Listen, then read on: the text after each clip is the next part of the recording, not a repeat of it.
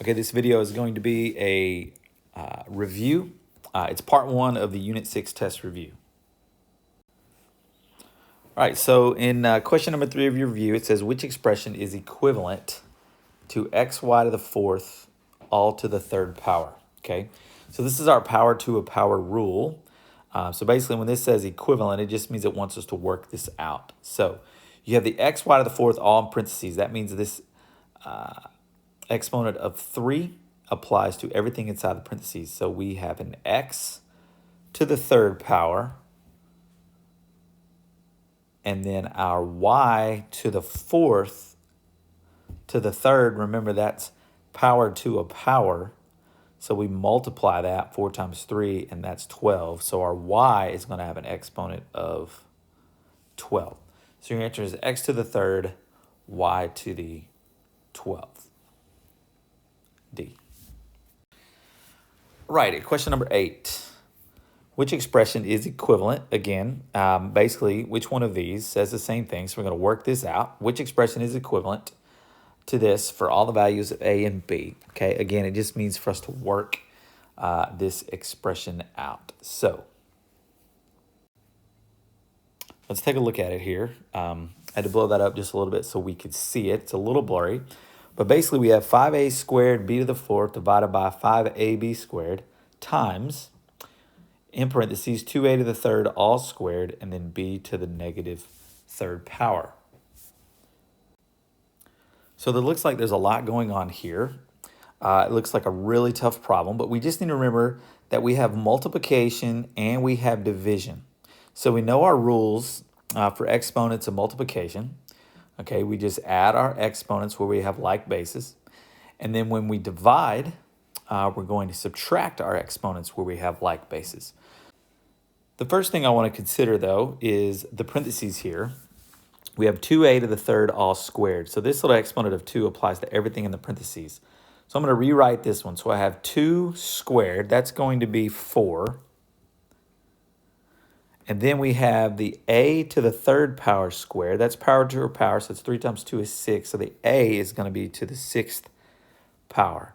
So 4a to the 6th, okay?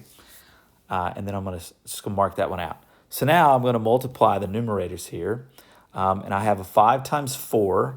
That's 20. So I'm going to end up with 20. And then I have a squared times a to the 6th. That's going to give me a to the 8th. So I have my a to the 8th. And then I'm going to take a look at the b to the 4th. And there's no b over here. So that means we'll just have b to the 4th. And then I'll put all that over what we get when we multiply the denominators here. So we have 5. And notice the coefficient over here would be 1. So 5 times 1 is 5. So we're just going to start with a 5. Then we have, let's see, we have a to the 1 power. And there's no a over here. So we just bring down our a. Then we have b squared times b to the negative 3. So that's going to be b to the negative 1 power. So let me, b to the negative 1 power. Now it's simply we have our division. So we have 20 divided by 5, which is 4. Then we have our a to the 8th divided by a to the 1. We subtract our exponents. 8 minus 1 is 7. So that's a to the 7th.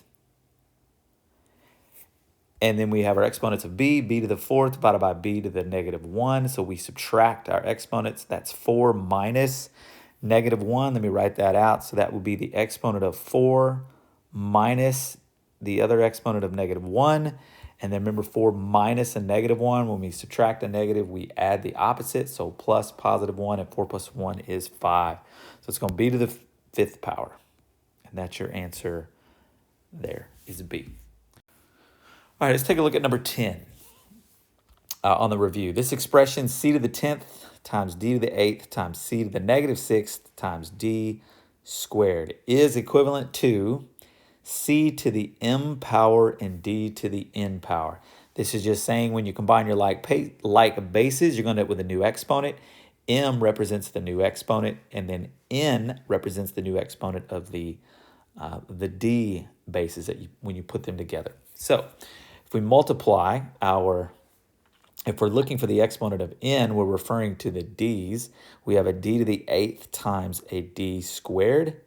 Well, when you have d to the 8th, let me just write that down, d to the 8th times d squared, you add your exponents. 8 plus 2 is 10. So this is going to equal d to the 10th. And again, this question, n, is referring to the exponent with the d, which is 10. So your answer would be B. All right, and the last one for this section is going to be this question number 20.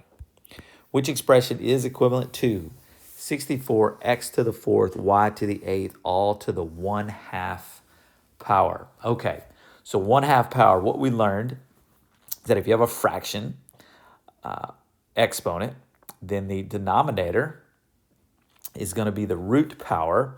So what we're doing here is we're actually going to take the square root of 64x to the 8th, x to the 4th, y to the 8th, and then all of that carried to the 1 power, because the 1 is the numerator of that fraction, and again the 2 is the root power here. Really, we're just taking the square root of 64x to the 4th, y to the 8th, and the square root of 64, what number multiplied by itself to get 64 is 8.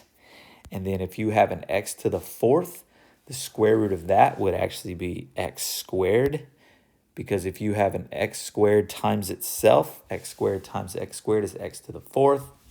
And then if you're taking the square root of y to the 8th, we would that would be y to the 4th. Because remember, when we multiply a y to the 4th times a y to the 4th, we add the exponents, and 4 plus 4 would be 8. So this would be your answer here, C. All right, and that is the end of part 1.